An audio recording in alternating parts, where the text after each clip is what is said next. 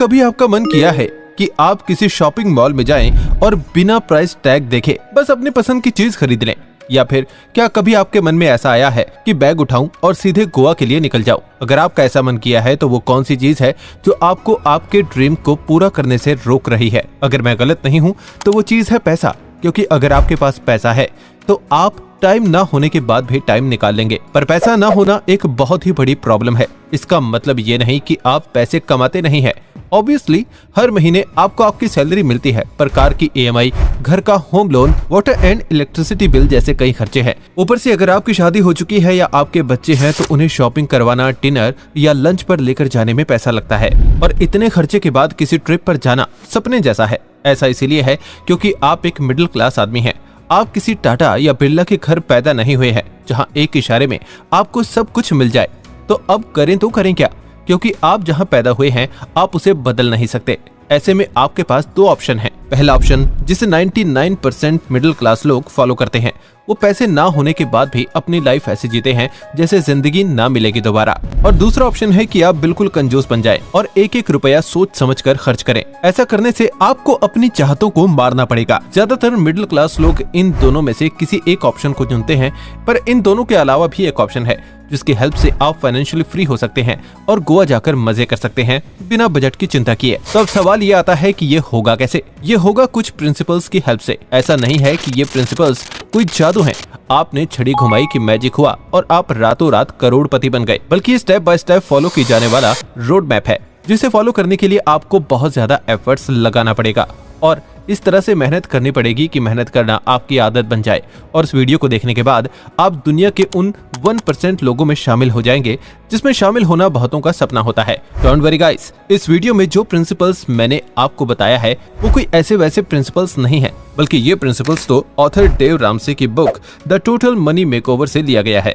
Author कहते हैं financial freedom सिर्फ 20% आपके नॉलेज पर बेस्ड होता है, जबकि 80% आपके बिहेवियर पर बेस्ड होता है। जिसका मतलब ये है कि आप अमीर बनेंगे या नहीं, ये सिर्फ आपके ऊपर डिपेंड करता है। इसीलिए सोचना छोड़ो कि आप गरीब हैं, आपकी किस्मत खराब है, आप ज्यादा पैसा कमा नहीं सकते। इसके जगह आप वीडियो को बिना स्किप किए पूरा देखिए और इसमें डेव रामसे की बुक से जो भी प्रिंसिपल बताए हैं उसे फॉलो करके इम्प्लीमेंट करने की कोशिश कीजिए, क्योंकि ऐसा करने से ही आप फाइनेंशियली फ्री हो पाएंगे। तो चलिए अब सीधे उन प्रिंसिपल्स पर आते हैं। So let's begin.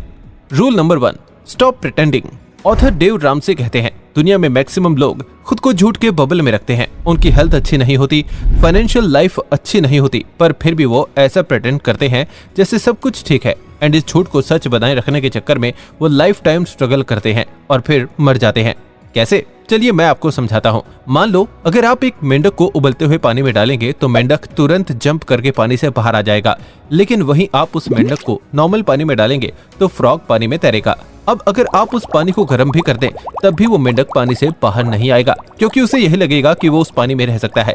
इसीलिए तकलीफ होने के बाद भी वो जंप करके बाहर नहीं आएगा और पानी में उबल कर मर जाएगा। लोगों की भी यही प्रॉब्लम है। उन्हें लगता है कि उनकी लाइफ ठीक है, वो फिट है, हेल्दी है, लेकिन वो ये नहीं सोचते कि हर दिन जो वो अनहेल्दी खाना खाते हैं, एक्सरसाइज अवॉइड करते हैं, उससे उनकी हेल्थ दिन ब दिन खराब होती है। ठीक ऐसा ही लोग अपने फाइनेंस के साथ भी करते हैं।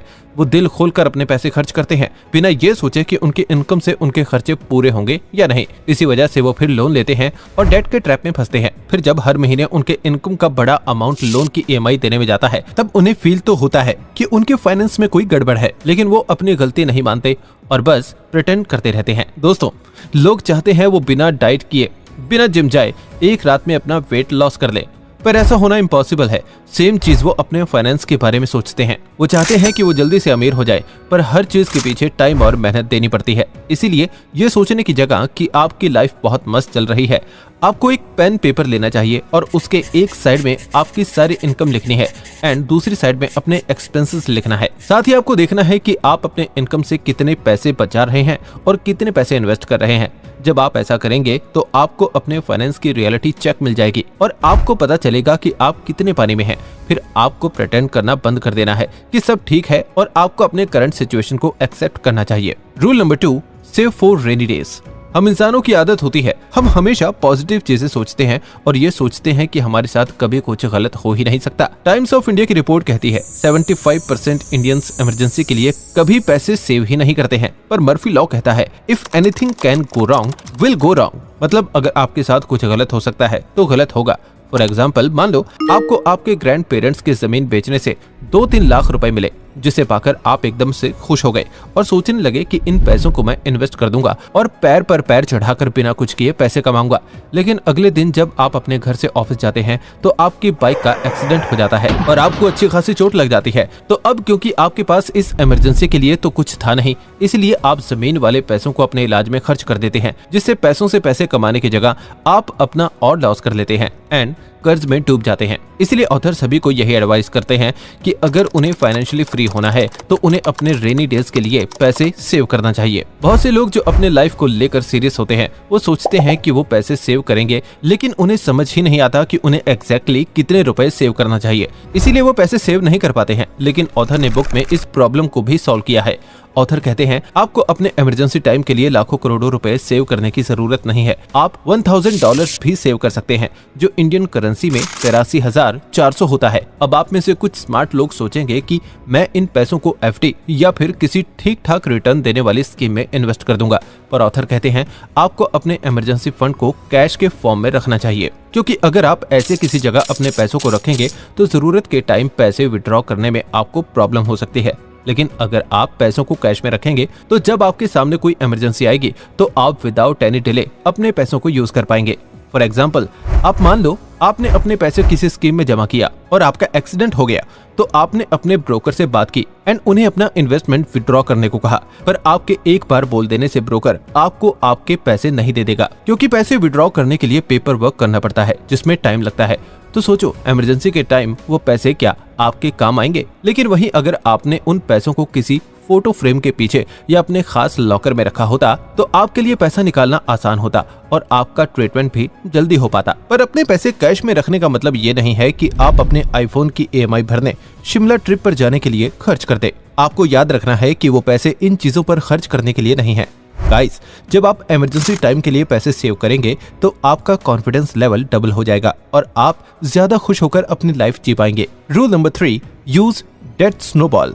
ऑथर कहते हैं कि जब वो अपने अर्ली 20s में थे तो उनका करियर सेट था। वो एक रियल एस्टेट इन्वेस्टर बन चुके थे और ईयरली $2.5 मिलियन कमाते थे, जो उस टाइम के हिसाब से बहुत ज्यादा था। उन्होंने 4-5 प्रॉपर्टी खरीदी थी, पर क्योंकि उन्होंने इन्वेस्टमेंट करने के लिए अच्छा खासा लोन लिया हुआ था तो 2008 में जब मार्केट क्रैश हुआ तब वो भी इससे बच नहीं पाए, तो उन्होंने भी सबकी तरह अपना सारा वेल्थ खो दिया, जिस वजह से उन्हें फिर से स्क्रैच से शुरू करना पड़ा।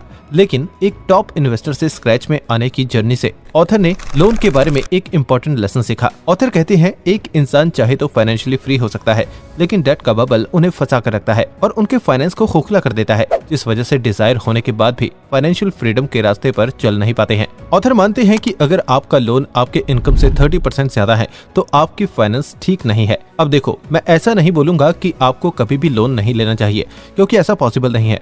थोड़ा या ज्यादा लोन हर किसी को लेना ही पड़ता है। ऐसे में अगर आपके ऊपर भी पहले से ही लोन है तो फाइनेंशियली फ्री होने के लिए आपको पहले उन डेट्स को पे करना होगा और खुद को डेट ट्रैप से बाहर निकालना होगा। ये आप कैसे करेंगे? तो इसका आंसर है स्नोबॉल इफेक्ट। इमेजिन करो आप अपने दोस्तों के साथ किसी बर्फीले माउंटेन पर गए और आपको बर्फ से स्नोमैन बनाने का मन किया, तो आपने छोटा सा बर्फ का बॉल बनाया और उसे बर्फ में घुमाने लगे। ऐसा करने से वो छोटा सा बर्फ का बॉल बर्फ के कांटेक्ट में आकर बड़ा हो गया। ये चीज आपको अपने लोन के साथ करना है।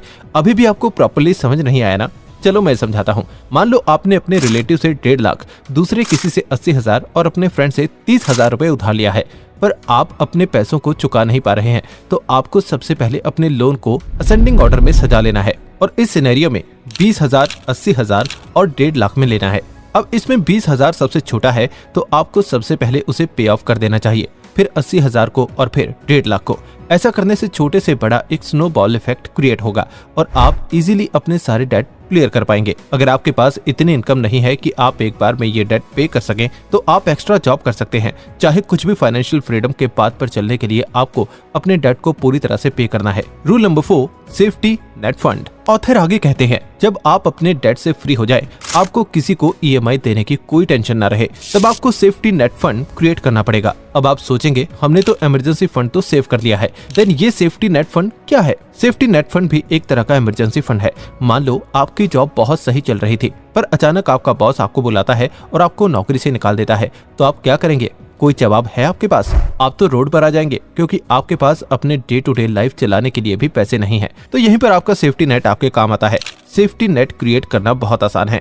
आपको सिर्फ अपने इनकम का 3 गुना सेव करना है। जैसे मान लो आपकी इनकम 30,000 है, तो आपको इसका 3 टाइम्स यानी 90,000 सेव करना है, ताकि अगर आपको कभी आपकी जॉब से निकाल भी दिया जाए, तब भी आप इस फंड की हेल्प से 3 महीने तक अपना गुजारा कर पाए। और जब तक आपको कोई अच्छी जॉब नहीं मिल जाए, आप आराम से अपनी लाइफ जी पाएंगे। दोस्तों, कभी भी कुछ भी हो सकता है। लाइफ बहुत ही अनप्रिडिक्टेबल है, इसीलिए ऐसे टाइम के लिए पहले से ही खुद को तैयार करने में ही समझदारी है, और सिर्फ ऐसा करके ही आप फाइनेंशियल फ्रीडम की तरफ कदम बढ़ा पाएंगे। ऑथर कहते हैं, आपको हमेशा अपने इनकम का 15% सेव करना चाहिए, क्योंकि अगर आप अपने पैसे इन्वेस्ट नहीं करेंगे तो आप कभी अमीर नहीं बन पाएंगे। इस वीडियो में बस इतना ही। कुछ लाइंस में अगर मैं इस वीडियो को समअप करूं, तो आपको स्कूल्स में सुनाई जाने वाली वो स्टोरी तो याद होगी, जिसमें 3 दोस्त एक बीच पर रहने के लिए जाते हैं। उनमें से पहला दोस्त आलसी होता है और मेहनत से बचने के लिए वो घास फूस का घर बना लेता है, जबकि दूसरा दोस्त थोड़ा दिमाग लगाता है और मजबूत घर बनाने के लिए लकड़ी का घर बनाता है। पर तीसरा दोस्त दूर तक सोचता है। वो सोचता है, मैं बहुत मजबूत घर बनाऊंगा, इसीलिए वो 2-3 महीने लगाकर सीमेंट सैंड का घर बनाता है।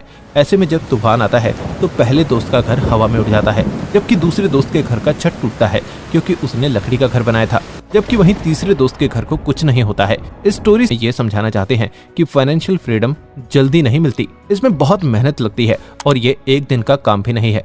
ये एक लंबा प्रोसेस है, जिसे आपको बिना थके करते रहना है। वीडियो कैसी लगी कमेंट करके बताइए। वीडियो अच्छी लगी हो तो इसे लाइक कीजिए और अपने दोस्तों के साथ शेयर कीजिए। अगर आप चैनल पर नए हैं तो इस तरह की वैल्यूएबल नॉलेज के लिए चैनल को सब्सक्राइब कर लीजिए। और अगर आप किसी टॉपिक पर वीडियो देखना चाहते हैं तो कमेंट करके हमें बताएं। जल्दी मिलते हैं एक और शानदार वीडियो के साथ।